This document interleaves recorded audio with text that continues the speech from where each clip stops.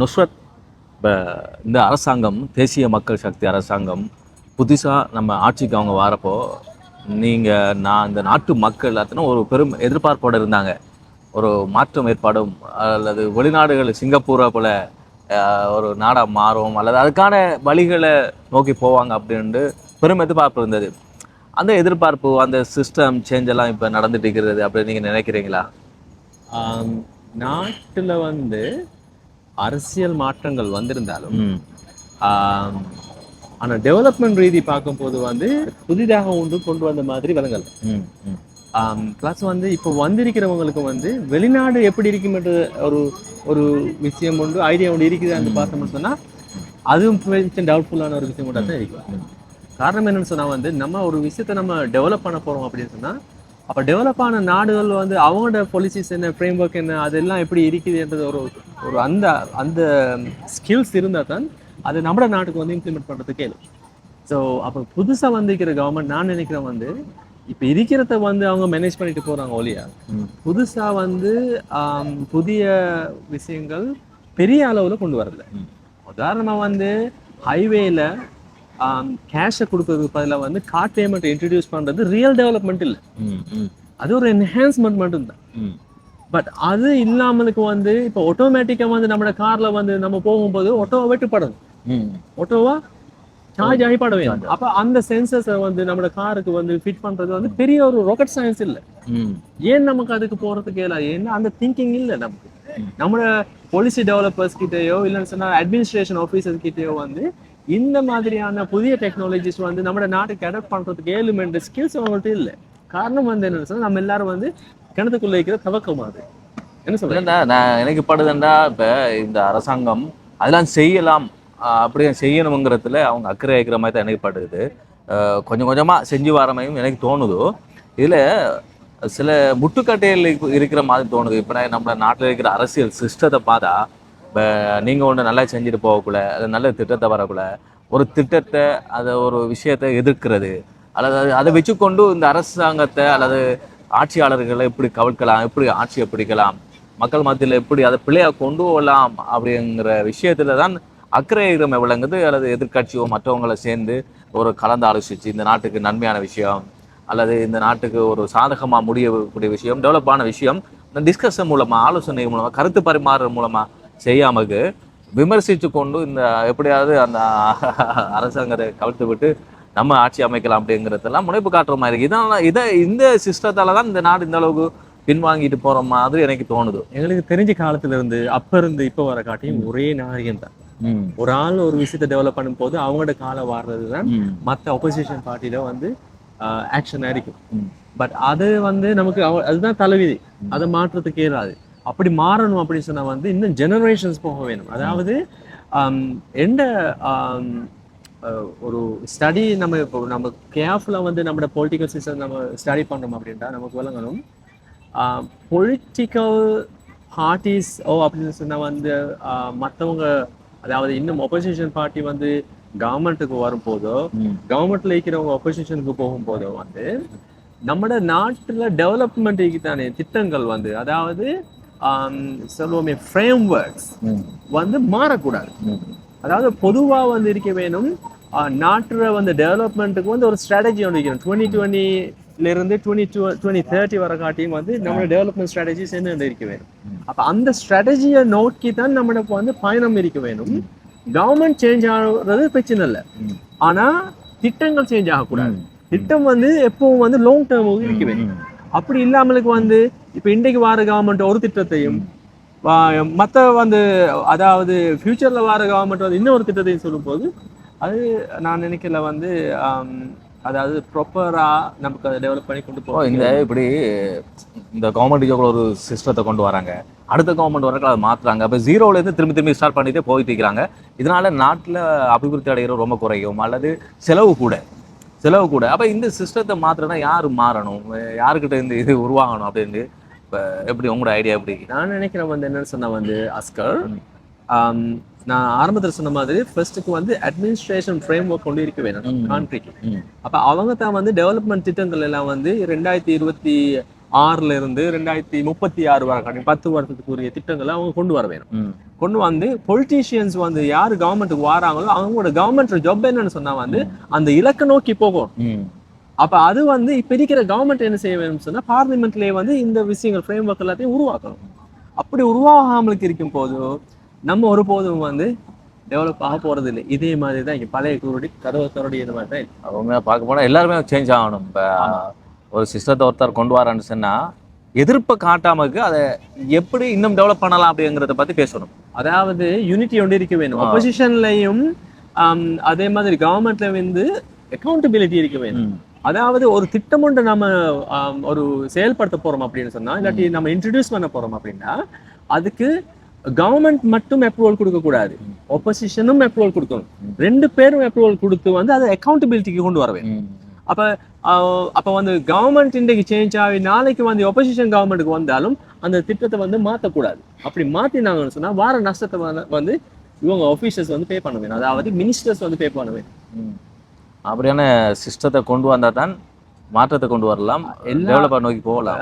இப்ப எல்லா விஷயத்துக்குமே நம்ம குவாலிஃபிகேஷன் பாக்குறோம். நம்ம பார்லிமெண்ட்டுக்கு மட்டும் ஏன் குவாலிஃபிகேஷன் பார்க்காம இருக்கு?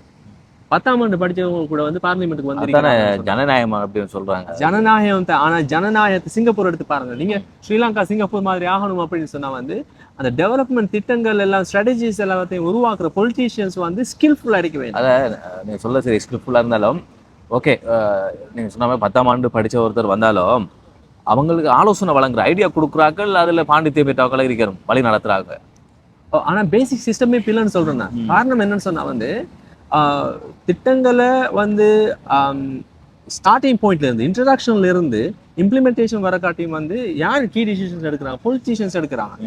அட்மினிஸ்ட்ரேட்டர்ஸ் வந்து அவங்களுக்கு சப்போர்ட் பண்ணினாலும் பொலிட்டீஷியன்ஸ் எடுக்கிறாங்க கீ டிசிஷன்.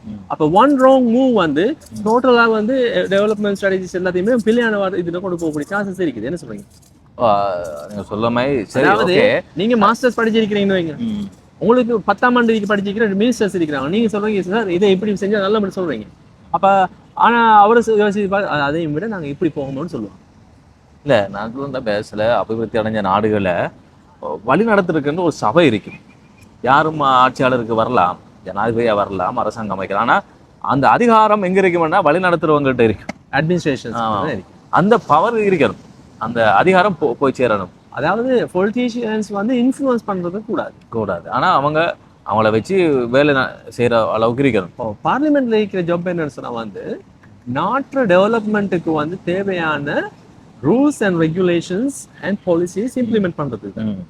அங்க போயிட்டு வந்து நாங்க நம்ம பார்லிமெண்ட் பார்த்தோம் அப்படின்னு சொன்னா கூடுதலாக வந்து பொலிட்டிக்கல் அவனை பத்தியுமே இவனை பத்தியுமே பேசிக்கிட்டு அப்படியான முரண்பாடு இருக்கிற ஒரு விஷயத்த நாங்க நல்ல ஒரு பாயிண்ட் சொன்னேன். நான் அண்மை காலமா பார்லிமெண்ட்ல என்ன நடக்குதுன்னு பார்த்துட்டு வந்தா எப்படி எவனை ஒருத்தனை வீழ்த்தலாம், எவனை நையாண்டி பண்ணலாம், எவனை மட்டம் தட்டலாம், எவனுக்கிட்ட கேள்வி கேட்டு அந்த டிவி சேனல்ல கேள்வி கேட்கிற மாதிரி கேள்வியை கேட்டு கேள்விக்கு மேல கேள்வி அடிக்கிட்டு போறாங்க. நாட்டை பத்தி பேசி நாட்டுல என்ன செய்யலாங்கிறத பத்தி பேசுறத காண இல்லாம இருக்கு. அடுத்தது வந்து இன்னும் ஒரு விஷயம் நான் சொல்ல வேணும். என்னன்னா நம்ம பொலிட்டீஷியன்ஸ் எலெக்ட் பண்ணி நம்ம கவர்மெண்ட்டுக்கு அனுப்புறோம். அவங்க எடுக்கிற கீ டிசிஷன்ஸ் எல்லாமே நமக்கு தேவையானது இல்லாமலுக்கு இருக்கலாம். அப்ப ஃபைனல் சே வந்து யாருக்கு வரணும்னு சொன்னா மக்களுக்கு வரணும். அப்ப புதிய சிஸ்டம் ஒன்று கொண்டு வரணும். எப்படின்னு சொன்னா புதிய இம்ப்ளிமெண்டேஷன், அதாவது புதிய ஸ்ட்ராட்டஜிஸ் கொண்டு வர போறாங்க அப்படின்னு சொன்னா மக்களுக்கிட்ட வந்து அதை வந்து அந்த எலெக்ஷன் மாதிரி ஒரு திட்டம் கொண்டு வருது, அந்த திட்டத்தை வந்து அப்ரூவலுக்கு போடவே. அப்ப மொபைல் போன்ல வந்து எல்லாருக்கும் வந்து எவ்ரி சிட்டிசனுக்கு வந்து அந்த அதுக்கு ஓட்டிங் ரைட்ஸ் வந்து இருக்க வேண்டும். என்ன சொல்றீங்க? ஒவ்வொரு திட்டத்துக்கும் வந்து இந்த திட்டம் நல்லது, இந்த திட்டம் கெட்டது, அதை வந்து டிசைட் பண்ண வேணும் மக்கள். என்ன சொல்றீங்க? மக்கள் டிசைட் பண்ணினாலும் அதுலயும் அரசியலிக்கப்படாது. இப்போ சில அரசாங்கத்தை வீழ்த்தணும் அப்படிங்கிறதுக்காண்டி மக்களை யூஸ் பண்ணுவாங்க அரசியல்வாதிகள். அந்த அரசியல்வாதி மக்களை யூஸ் பண்றத இல்லாமல் செய்கிற அளவுக்கு தான் அந்த ஓட்டிங் சிஸ்டம் வரணும். ஃபைனல் சே வந்து மக்கள்கிட்ட வர வேண்டும். அப்போ அதை ஃபைனல் சே வந்து எவ்ரி திட்டத்துக்கு வந்து ஃபைனல் சே எப்படி கொண்டு வர போறாங்க? அது செய்யறதுக்குன்னு சொன்னா வந்து முதலாவது ஒரு சிஸ்டம் ஒன்று கொண்டு வர வேண்டும். மொபைல் போனுக்கு வந்து ஒரு ஆப் ஒன்று கொண்டு வர வேண்டும், ஸ்மார்ட் ஆப் ஒன்று கொண்டு வர வேண்டும். கவர்மெண்ட் டிசிஷன்ஸ் விஷயங்கள் எல்லாம் மக்களுக்கு போறது. பெரிய திட்டங்கள் வரும்போது அது ஜனநாயகத்தை வந்து பாதிக்கிற அளவுக்கு வரும் அப்படின்னு சொன்னா மக்கள் வந்து தான் முடிவெடுக்க வேண்டும். இப்ப எலெக்ட் பண்ற கவர்மெண்ட் வந்து சரியா வேலை செய்தில்லை அப்படின்னு சொன்னா அந்த கவர்மெண்ட்டை திருப்பி வீட்டுக்கு அனுப்பக்கூடிய பவரையும் வந்து மக்களுக்கு கொடுக்க வேண்டும். ம். 5 வருஷம் வரைக்கும் வெயிட் பண்ண வேண்டிய அவசியம் ஒன்றும் இல்லை. இல்ல அதுல என்னன்னா 5 வருஷம் வரைக்கும் வெயிட் பண்றாங்க என்னன்னு சொன்னா நாடு நிலையா போகணும் அப்படிங்கிறதுங்க செலவு தனம் கூட. இப்போ இன்னொரு அரசாங்கம் இன்னொரு தேர்தலுக்கு போகக்குள்ள இருக்கு கஜனாவில் இருக்கிற பணத்தை அள்ளி வீசணும் போட்டணும். அப்ப என்னன்னு சொன்னா மக்கள் அந்த 5 வருஷம் தெரிவு செய்யற அரசாங்கத்தை சரியா முடிவெடுத்து தெரிவு செய்யணும். இல்லைன்னு சொன்னா இப்படிதான் இதே கதையா தான் போகும். ஏன்டா இது வேர்ல்டு வைடா இருக்கிற சிஸ்டம் ஒன்று தானே. யா ஸோ அதுதான் இப்போ வந்து இப்போ நம்மளோட யாப்பு திட்டத்தை பார்த்தாலும் வந்து எத்தனை வருடம் பழுதானதுன்னு உங்களுக்கு தெரியும். ம் ஸோ நியர்லி வாட் 50 years. இல்லை அப்பெல்லாம் நம்ம சேஞ்ச் பண்ணோம் இந்த காலத்துக்கு ஏற்ற மாதிரி. யா அப்போ இப்போ இருக்கிற டெக்னாலஜி இப்போ இருக்கிற சூழ்நிலைக்கு ஏற்ற மாதிரி புதிய யாப்பு திட்டம் மட்டும் கொண்டு வரேன். அப்படி வாரன்றதும் அதுவும் பெரிய பொலிட்டிக்கல் இஷ்யூஸ் இருக்கிற ஒரு விஷயம் மேட்டர் ஒன்று தான் அது. பட் அதை நான் நினைக்கிறேன் வந்து அது இன்டர்நேஷ்னல் ரெக்கக்னைஸ் பண்ணப்பட்ட ஒரு ஒரு ஒரு சிஸ்டத்தில் இருந்து தான் அந்த புதிய யாப்பு சிஸ்டம் கொண்டு வர நம்மள உருவாகக்கூடாது. என்ன சொல்றீங்க? நீங்கள் சொல்லதும் சரி. ஏன்னா இப்போ 2026 இருக்கோம் சரி. ஆனால் இப்போ எவ்வளோ காலம் நம்ம நாடு இருந்தது, உலகம் இருந்தது, சிஸ்டம் எல்லாமே மாறி இருக்கு. மக்களுடைய அறிவு வளர்ச்சி எல்லாமே மாறி இருக்கு. இப்போ 15 வருஷத்துக்கு முந்தி இருந்த மாதிரி இப்போ இல்லை. அப்போ அதே மாதிரி இருக்கக்கூடாது. இல்லை நம்மளும் மாறணும். அதுக்கேற்ற மாதிரி மாற்றத்தை கொண்டு வரணும். அப்போ அரசியல் மட்டும் மாறி வேலை இல்லை, ரூல்ஸ் அண்ட் ரெகுலேஷன்ஸும் மாற வேண்டும். புதிய காலத்துக்கு ஏற்ற மாதிரி ரூல்ஸ் அண்ட் ரெகுலேஷன்ஸ் இருக்க வேண்டும். அப்பதான் வந்து மக்களுக்கும் வந்து ஒரு ஒரு என்ன சொல்லுவாங்க, அவங்களுக்கும் ஒரு சிஸ்டத்துக்குள்ள வருவாங்க. அதாவது ஒரு மோட்டிவேஷன் ஒன்று இருக்கும் வந்து ஓகே ஒரு ரியல் மாற்றம் ஒன்று வருது, ஒரு ரியல் சேஞ்ச் ஒன்று இருக்குது என்ற ஒரு ஃபீலிங் ஒன்றும் இருக்குது. அப்படி இல்லை அவங்களுக்கு வந்து 60 years 70 years ஓல்டான ஒரு யாப்பையும் வச்சு ரூல்ஸ் அண்ட் ரெகுலேஷன்ஸையும் வச்சு இன்னும் அடக்கி ஆடுறதுக்கு வாழ்றதை விட ஃப்ரீயாக விடணும். இப்போ உதாரணமாக ஒரு கவர்மெண்ட் ஆஃபீஸுக்கு நாங்கள் போகிறோம்னு சொன்ன ஒரு வேலையோட செய்யறதுக்கு கவர்மெண்ட் ஆஃபீஸர்ஸ் நம்மளை பார்க்கக்கூடாது வந்து இவரை என்னத்துக்கு வந்துக்கிறார், இவரை என்ன பிழை இருக்குது, இதை முடக்கிறதுக்கு என்ன இருக்குன்னு சொல்லி பார்க்கக்கூடாது. அவர் என்ன சரி பக்கா வாங்கிக்கலாமா, வாங்கிக்கலாமா. அப்படி இல்லாமலுக்கு வந்து இவர் ஒரு விஷயத்துக்கு செய்ய வந்திருக்காரு சொன்னா அவருக்கு கொடுக்க வேண்டிய அந்த அந்த டைமை வந்து ஒதுக்கி அவசியமா சீக்கிரமா வந்து அந்த விஷயத்த செஞ்சு கொடுக்க வேண்டும். அது இப்போ கொஞ்சம் நான் நினைக்கிறேன், இப்போ சில பேர் பேசியிருந்தாங்க, நானும் போயிருந்தேன். இப்போ கொஞ்சம் முந்தியத்தை விட ஒரு ஆஃபீஸுக்கு போனால் குயிக்காக வேலை நடக்கிற மாதிரி உங்களுக்கு அப்படி ஃபீல் வருதா? அப்படி நீங்கள் அனுபவிச்சிங்களா? இப்போ போனாலும் நம்ம கியூ சிஸ்டம் அப்படி தான். அங்கே ஆஃபீஸர்ஸ் மாறல. ஆமாம், ஆஃபீஸர்ஸ் மாறல, கியூஸ் மாறல, டைம் வேஸ்டிங் அப்படியே தான் இருக்குது. அவங்க என்ன செய்ய வேணும்னு சொன்னால் எல்லாத்தையுமே எலக்ட்ரானைஸ் பண்ண வேணும். எலக்ட்ரானிக்கல் அதாவது இப்போ தான் வெப்சைட் இருக்குது, இமெயில் இருக்குது, ஆப்ஸ் இருக்குது, எல்லாமே இருக்குது. எல்லாரும் ஸ்மார்ட் ஃபோன்லேயே செஞ்சு கொடுக்கலாம்.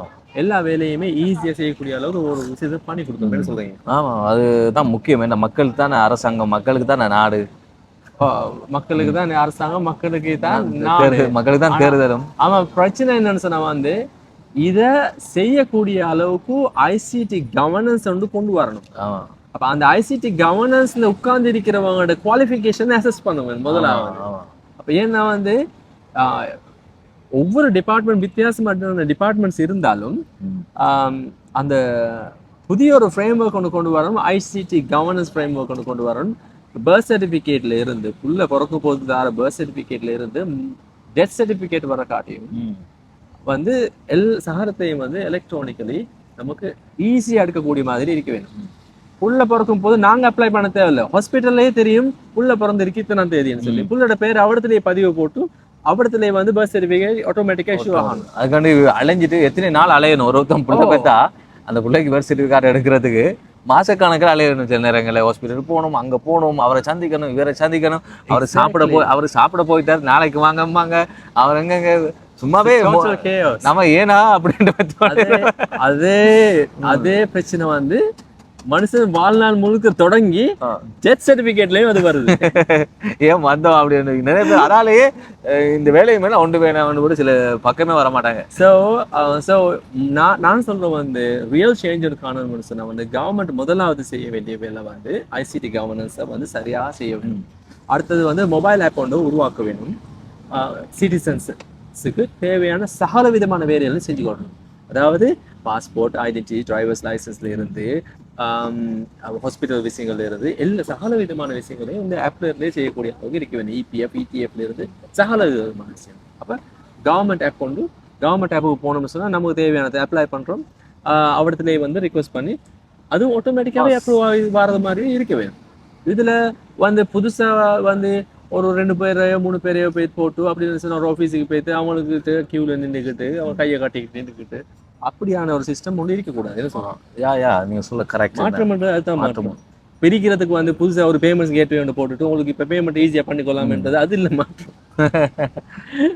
ஒரு நிரந்தரமான ஒரு மாற்றம் வரணும். மாற்றம் சொன்னா ரியல் சேஞ்ச் ஒன்று இருக்குது.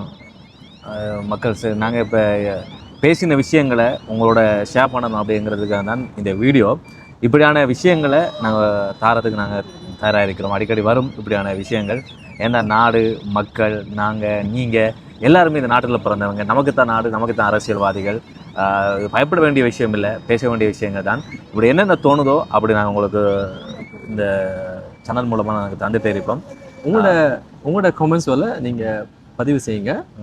அதை பார்த்து நாங்கள் வந்து மேலும் பேசலாம். ஓகே. எண்ணம் என்னன்னு சொன்னால் வந்து நாடு டெவலப் ஆகணும், நம்மளும் டெவலப் ஆகணும். ஸோ புதிய டெக்னாலஜிஸ் வர வேணும். ஸோ அது எல்லாருக்கும் பயனடையக்கூடிய மாதிரி இருக்கணும். ஓகே. ஸோ மீண்டும் சந்திப்போம். பாய்.